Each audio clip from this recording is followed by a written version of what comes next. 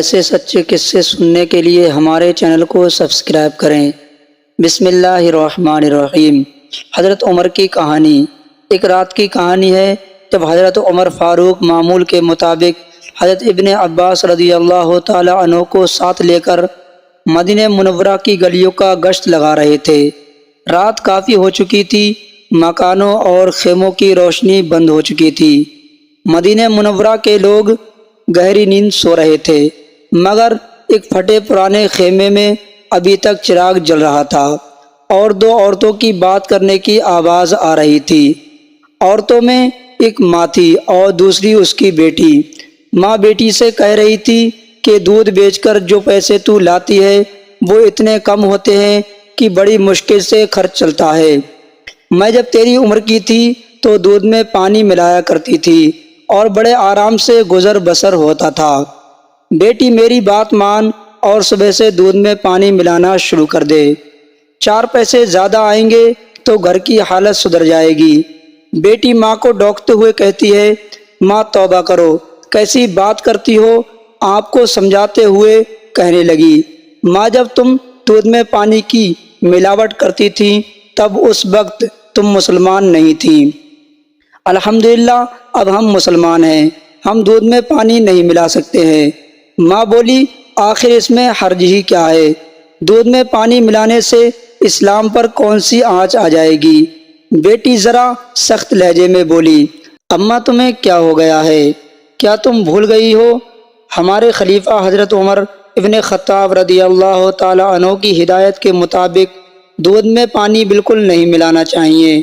ماں نے جواب دیا، بیٹی کیا خلیفہ نہیں جانتے کہ ہم جیسے غریب اگر دودھ میں پانی ملا کر نہیں بیچیں گے تو 2 وقت کی روٹی کیسے حاصل کریں گے؟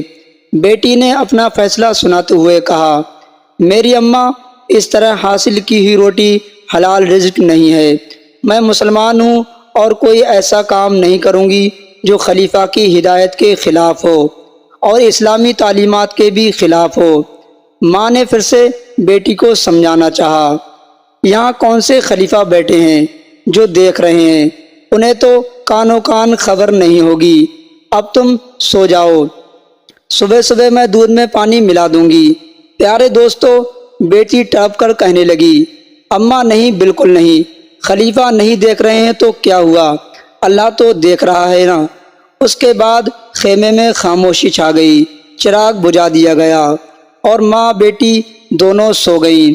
دوسرے دن صبح ہوتے ہی امیر المؤمنین حضرت عمر ابن خطاب رضی اللہ تعالی عنہ نے اس لڑکی کے گھر ایک شخص کو دودھ خریدنے کے لیے بھیجا۔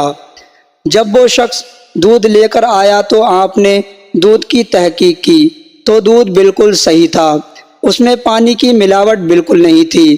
حضرت عمر ابن خطاب رضی اللہ تعالی عنہ نے اپنے رات کے ساتھی حضرت ابن عباس رضی اللہ تعالی عنہ سے پوچھا، ایسی نیک کردار اور اللہ سے ڈرنے والی لڑکی کے لیے کیا انعام ہونا چاہیے؟ حضرت ابن عباس رضی اللہ تعالی عنہ نے رائے دی، کم سے کم 100 درہم انعام میں دینے چاہیے۔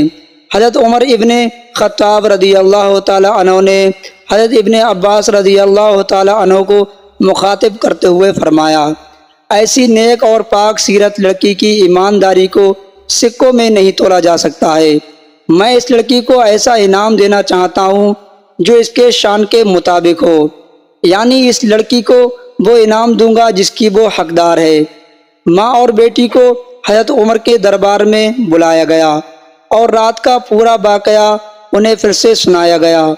ماں کے چہرے پر مایوسی آ گئی اور شرمندگی سے اپنا سر نیچے کر لیا۔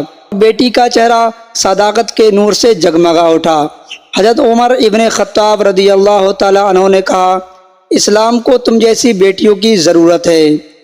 پھر حضرت عمر رضی اللہ تعالی عنہ نے کہا، مسلمانوں کا خلیفہ ہونے کی حیثیت سے میری خواہش ہے کہ میں تمہیں اپنی بیٹی بنا لوں۔ حضرت عمر رضی اللہ تعالی عنہ کو 2 بڑے بیٹے حضرت عبداللہ اور حضرت عبد الرحمن کی شادی ہو چکی تھی، مگر آپ کے تیسرے بیٹے حضرت عاصم کی شادی نہیں ہوئی تھی۔ حضرت عاصم بہت زیادہ حسین اور خوبصورت تھے۔ اپنے وقت کے اچھے شاعر اور عالم تھے اور اسلامی اخلاق اور سیرت کا نمونہ تھے۔ اس کے بعد اس نیک سیرت لڑکی کا نکاح ان کے ساتھ کر دیا گیا۔ ناظرین گرامی، آپ لوگوں کو ہماری یہ ویڈیو پسند آئی ہو تو آپ لائک اور شیئر کر دیں اور ساتھ ہی ساتھ چینل کو سبسکرائب بھی کر لیں۔